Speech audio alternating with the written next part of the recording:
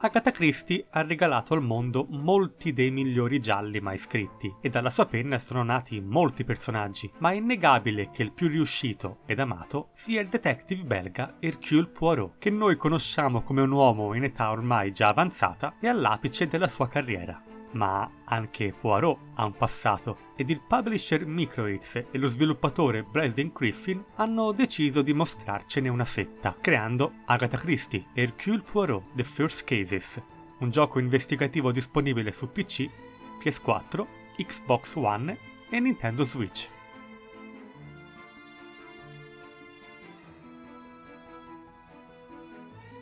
Il gioco non è basato su nessuna delle storie scritte da Agatha Christie. Hercule Poirot The First Cases è una storia tutta nuova che vede protagonista un Poirot a inizio carriera, prima di diventare il leggendario detective che tutti conosciamo. La storia si apre con un giovane agente, Poirot, che, annoiato dalla vita in campagna, si ritrova per sua fortuna coinvolto in quello che sembra essere un semplice caso di furto. Dopo questo primo caso che funge da prologo, ci ritroveremo catapultati vari anni in avanti, con un Hercule Poirot ormai fresco detective, invitato dall'influente famiglia Van den Bosch, già conosciuta nel prologo, a partecipare a uno speciale ricevimento, con lo scopo segreto però di indagare su alcune lettere ricattatorie. La tensione fra i 10 partecipanti però cresce nel momento in cui uno di loro viene ucciso, mentre gli altri si ritrovano bloccati nella villa dalla tempesta di neve che ha colpito la città. Sebbene non possa proprio essere definita originale, la trama del gioco è rispettosa di Poirot e dello stile di Agatha Christie. Il cast di personaggi non è memorabile, ma interessante abbastanza da intrattenere il giocatore e invogliarlo a proseguire. Peccato solo per il classico finale frettoloso.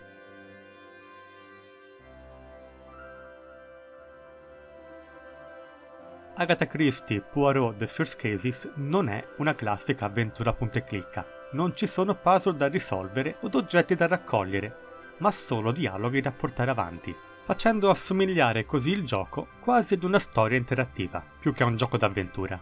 Controllando Poirot dovremo esaminare tutte le scene e parlare con i personaggi per portare avanti la storia fatto dopo fatto. Questa struttura è supportata da una comoda interfaccia chiamata mappa mentale, dove tutti gli indizi ed i fatti raccolti saranno organizzati in un comodo e facile da consultare diagramma. Il gioco segue quindi una sorta di loop allo scopo di aggiungere sempre più fatti alla mappa e, connettendo fra loro i vari indizi, apriremo nuove opportunità di esplorazione e di dialogo. La struttura quindi potrà sembrare dopo pochi minuti già un po' ripetitiva e sfortunatamente non ci sono ripercussioni in caso di scelte sbagliate, anzi non c'è proprio possibilità di fare scelte sbagliate, quindi il gioco è molto lineare e potrebbe addirittura essere risolto andando a caso.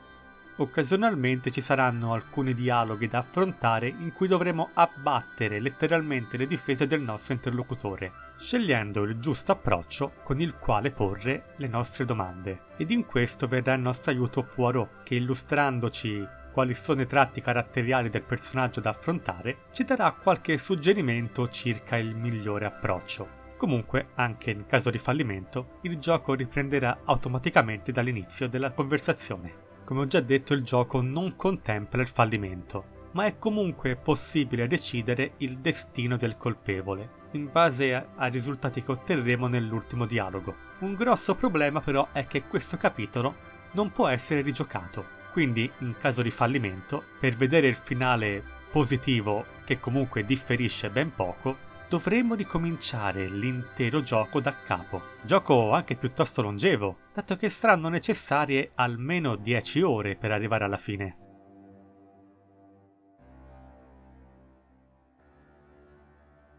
La presentazione grafica è adeguata a un'avventura che punta alla narrazione, ma è innegabile che vi siano molti limiti tecnici. Il gioco offre dei modelli poligonali piuttosto rozzi, con animazioni molto limitate e ambienti adeguati ma piuttosto semplici. La versione PC, da me testata, non soffre di particolari problemi e può essere giocata anche su PC con ormai qualche anno sulle spalle.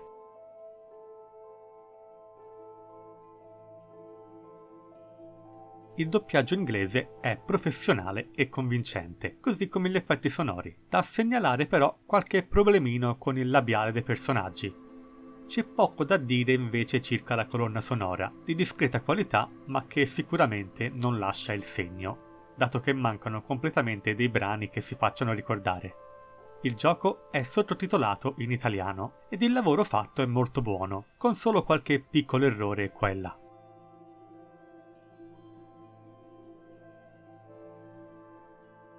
Agatha Christie Hercule Poirot The First Cases è sicuramente imperfetto, lineare e semplice, ma comunque stimolante, piacevole e godibile. Raccomandato quindi a coloro i quali sono alla ricerca di un'avventura che si concentri sui dialoghi e l'investigazione.